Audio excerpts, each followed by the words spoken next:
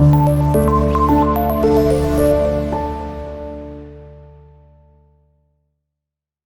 वालेकुम dear students, 9th class computer का हमारा आज का जो टॉपिक है that is flow chart symbols.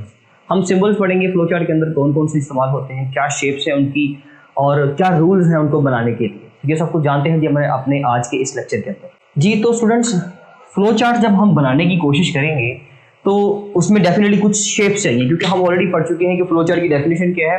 Pictorial representation या graphical representation of an algorithm और two steps to make a problem solve. एक प्रॉब्लम को सोल्व करने के लिए जितना भी हमारे पास उसके लिए जो भी मटेरियल है, उस मटेरियल को, उस कंटेंट को हम पिक्चर की फॉर्म में रिप्रेजेंट करेंगे तो उसको फ्लो चार्ट कहा जाएगा।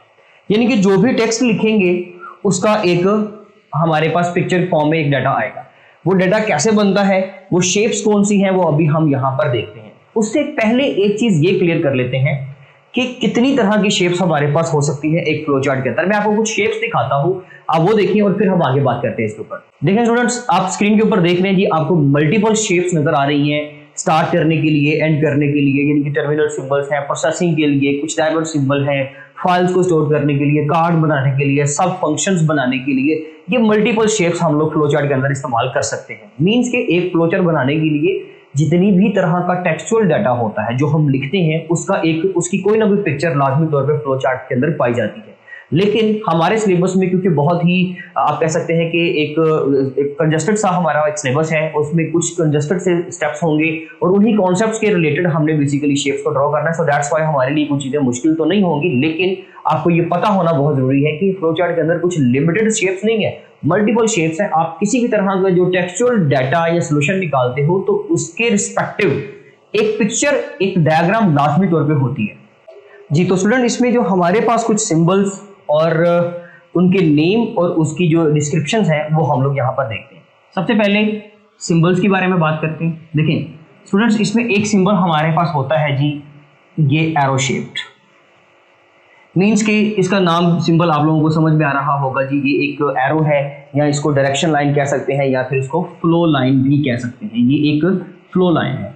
फ्लो चार्ट के अंदर डायरेक्शन को रिप्रेजेंट करने के लिए हम लोग एरोज इस्तेमाल करते हैं। ये एरोज दो तरीके से इस्तेमाल होगा, ये लेफ्ट टू राइट होगा या फिर टॉप टू बॉटम होगा। इसके अलावा ये बॉटम टू टॉप भी हो सकता है और राइट टू लेफ्ट भी हो सकता है, लेकिन एक्सेप्शनल केसेस में मोस्टली ये होता है कि इसकी जो डायरेक्शन होती है वो फ्रॉम लेफ्ट टू राइट या टॉप टू बॉटम होती है। तो डायरेक्शन और या फिर दो शेप्स को कनेक्ट करने के लिए जो हम लोग सिंबल यूज करेंगे उसके लिए हम लोग एरो लाइन यूज करेंगे। मींस के ये एरो हेड यूज करेंगे और फ्लो लाइन इस्तेमाल करेंगे। नेक्स्ट वन इज है हमारे पास ये एक ओवल शेप में सिंबल जिसको टर्मिनल कहा जाता है।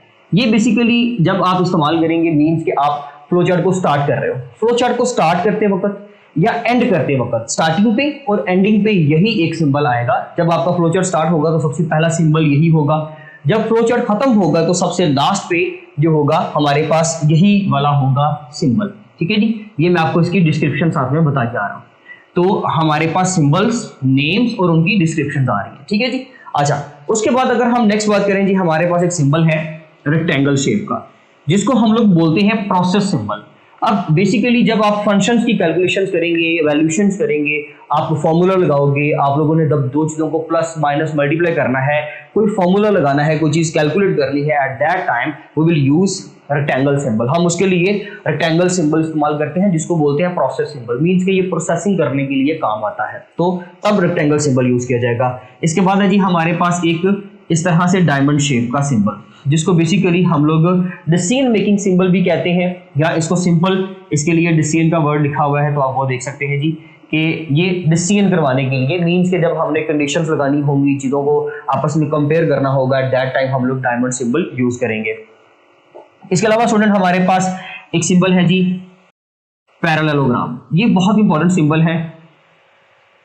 इनपुट या आउटपुट करने के लिए हम लोग ये वाला सिंबल इस्तेमाल करते हैं, इनपुट करने के लिए, या जब आउटपुट के स्टेप्स करेंगे हम लोग तो तब ये वाला सिंबल यूज किया जाएगा। हमने जब भी एक फंक्शन के अंदर या एक प्रोग्राम के अंदर जो चीजें डाटा हमने देना है सिस्टम को, उसको इनपुट बोलते हैं, तो तब भी हम लोग इनपुट सिंबल यूज करेंगे। और जब हम सिस्टम से आउटपुट लेंगे, रिजल्ट लेंगे, डिस्प्ले हासिल करेंगे, एट दैट टाइम हम तब भी यही सिंबल यूज करेंगे। इसके अलावा हमारे पास एक सिंबल है जी ये वाला स्मॉल सर्कल, ये बेसिकली क्या है, कनेक्टर सिंबल। कनेक्टर सिंबल भी इस्तेमाल किया जाता है वहां पर जहां पर मल्टीपल एरोज आ जाएं, मुख्तलिफ जगहों से होते हुए, मुख्तलिफ शेप से होते हुए जब हमारे पास एरोज आया करेंगे तो उन एरोज को इंटरेक्ट करने के लिए हम सेंटर में एक कनेक्टर सिंबल यूज करेंगे। इसको कैसे करेंगे और ये किस तरह से बनाए जाएंगे फ्लो चार्ट्स, इंशाल्लाह देखते हैं हम अपनी नेक्स्ट आने वाली एग्जांपल्स में। आज का लेक्चर यहाँ तक था, इंशाल्लाह मिलते हैं अपने नेक्स्ट लेक्चर में, तब तक के लिए अल्लाह हाफिज।